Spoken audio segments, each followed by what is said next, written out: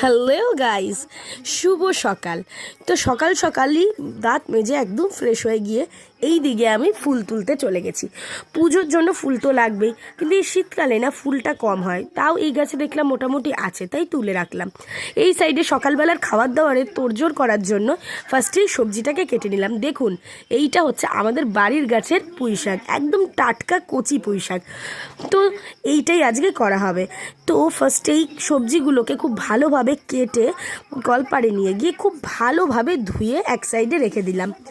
এরপর তো তরকারির মশলা করার পালা, তার জন্য এই সাইডে সর্ষে পোস্ত এই সব খুব ভালোভাবে মিহি করে বেটে নিয়ে তুলে রেখে দিয়েছি।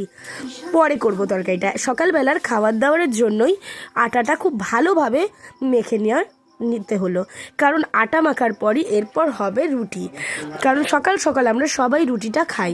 তো এই দেখুন বন্ধুরা, তো সকাল সকাল রুটি এবং বেগুন ভাজা তৈরি করে দিয়েছি। তো ভিডিওটা আপনাদের কেমন লাগলো অবশ্যই জানাতে ভুলবেন না।